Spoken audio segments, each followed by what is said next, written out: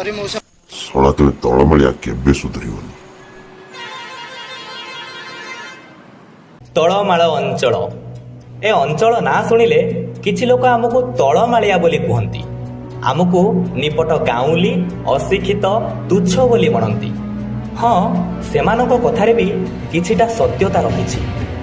ସ୍ୱାଧୀନତାର 75 ବର୍ଷ ବିତି ଯାଇଥିଲେ ସୁଦ୍ଧା ଶିକ୍ଷା, ସ୍ୱାସ୍ଥ୍ୟ, ଗମନାଗମନ, ପାନୀୟ ଜଳ ଏସବୁ ମୌଳିକ ସୁବିଧାରୁ ଆମ ଅଞ୍ଚଳକୁ ଅବହେଳିତ କରାଯାଇଛି। ସମସ୍ୟା କେବଳ ଏତିକିରେ ସୀମିତ ନୁହେଁ। ଏହା ପୂର୍ବରୁ ଆମ ଅଞ୍ଚଳବାସୀଙ୍କୁ ବହୁ ମିଥ୍ୟା ପ୍ରତିଶ୍ରୁତି ଦେଇ ପରିଶେଷରେ ପ୍ରତାରିତ ଏବଂ ନିରାଶ ମଧ୍ୟ କରାଯାଇଛି।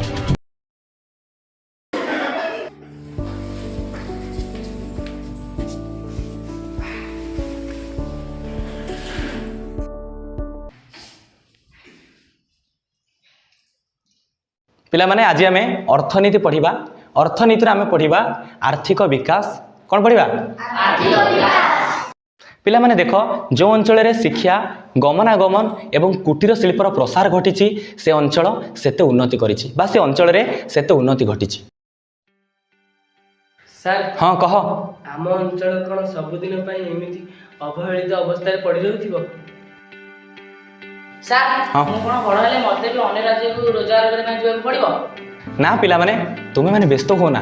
ଆମର ଏଇ ତଳମାଳ ଅଞ୍ଚଳ ଦେଇ ଭାରତମାଳା ପରିଯୋଜନାରେ ଏକ ଉପକୂଳ ରାଜପଥ ପାରାଦୀପକୁ ସଂଯୋଗ କରି ଦୀଘା ପର୍ଯ୍ୟନ୍ତ ଯିବ।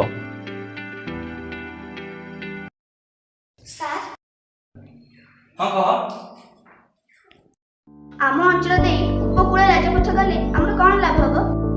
ଆମର ଏହି ତଳମାଳ ଅଞ୍ଚଳ ଦେଇ ଯଦି ଉପକୂଳ ରାଜପଥ ଯାଏ ତେବେ ଆମ ଅଞ୍ଚଳରେ ପରିବହନ କ୍ଷେତ୍ରରେ ଉନ୍ନତି ଘଟିପାରିବ ଏବଂ ଆମ ଅଞ୍ଚଳରେ ଅନେକ ଗୁଡ଼ିଏ ଛୋଟ ବଡ଼ ଶିଳ୍ପାନୁଷ୍ଠାନ ଗଢ଼ି ଉଠିବ, ଯାହାଦ୍ୱାରା ଆମର ଏଠି ରୋଜଗାର ସୃଷ୍ଟି ହୋଇପାରିବ। ଯାହାଫଳରେ ଆମ ଅଞ୍ଚଳ ଉନ୍ନତି ପଥରେ ଅଗ୍ରସର ହେବା ସହିତ ଆମର ଏହି ତଳମାଳ ମରିଚପୁର ଅଞ୍ଚଳ ଜାତୀୟ ସ୍ରୋତରେ ସାମିଲ ହୋଇପାରିବ।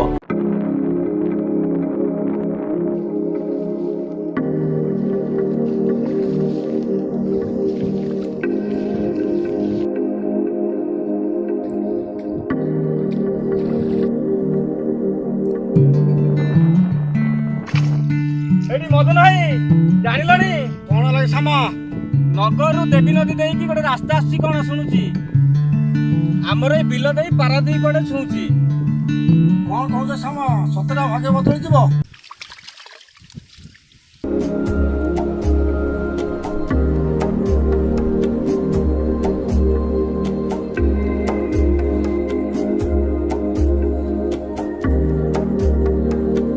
ହଁ ରେ ମଦନ ଭାଇ, କାଲି ବା ନ୍ୟୁଜରେ ଦଉଥିଲା। ଯାହା ହଉ।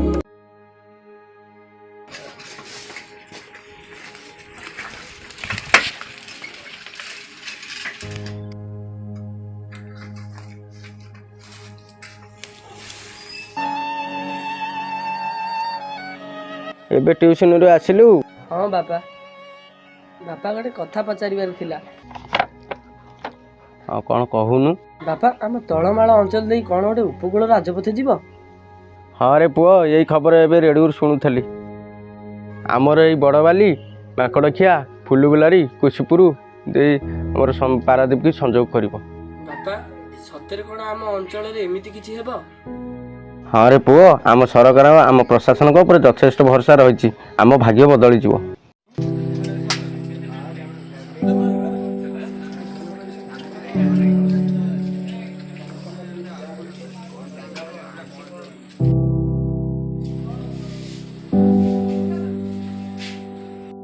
ଆଉ ଜେଜେ ଜାଣିଲଣି, ଅସ୍ତରଙ୍ଗରୁ ଗୋଟେ ରାସ୍ତା ଆମ ମାଳ ମରିଚପୁର ଅଞ୍ଚଳ ଦେଇ ପାରାଦୀପକୁ ଲାଗିବ।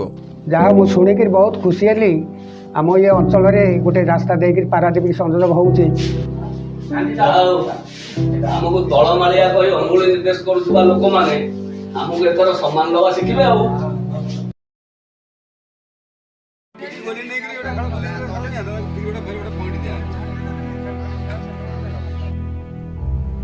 ଜଗତସିଂହପୁର ଜିଲ୍ଲାରେ ଉପକୂଳ ରାଜପଥର ଗତିପଥ ବଦଳିଲା। ସମୁଦ୍ରଠାରୁ 25 କିମି ଦୂରରେ ଯିବ ଉପକୂଳ ରାଜପଥ। ଆମ ଅଞ୍ଚଳରେ କିଛି ହେଇପାରିବନି। ଆମ ଅଞ୍ଚଳବାସୀ ସମସ୍ତେ ଏକଜୁଟ ହେଇପାରନ୍ତେ, ଯାହା ଗୋଟେ କିଛି ହୁଅନ୍ତା। ଆମ ଅଞ୍ଚଳକୁ ତ ସବୁବେଳେ ଅଣଦେଖା କରାଗଲା, ହବ କେମିତି?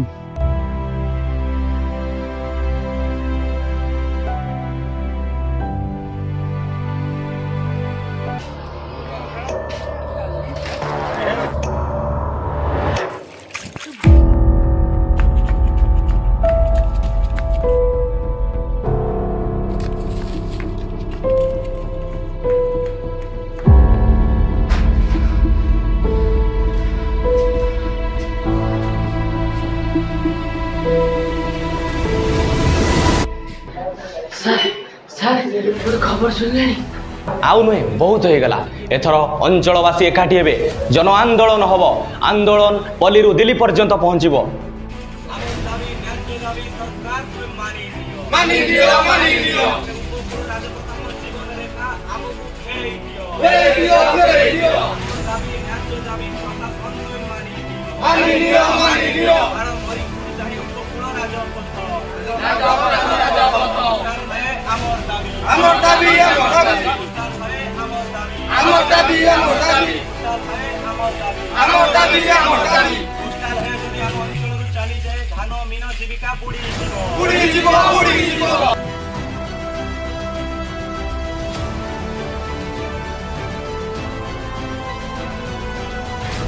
আমার দাবি ন্যায্য দাবি সরকার তুমি মানি নিও।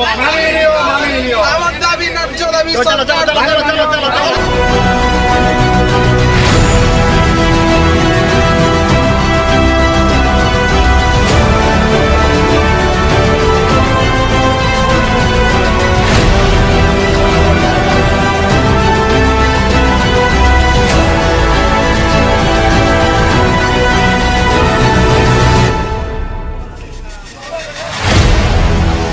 ଶାଣିତ କର ସ୍ୱର ତୁମ ବୁଡ଼ିଲାଣି ଆସି ବେଳ, ସୁପ୍ତ ସିଂହ ଗର୍ଜିବ ଆଜି ଦେଖାଇବ ତାର ବଳ। ଆମରି ହକ୍ ଆମରି ଦାବି ଛଡ଼ାଇ ଆଣିବା ଶାନ୍ତିରେ, ମାଟି ମାର ବିକାଶ ପାଇଁ ଆମରି ଆଜି ଏଇ କ୍ରାନ୍ତିରେ।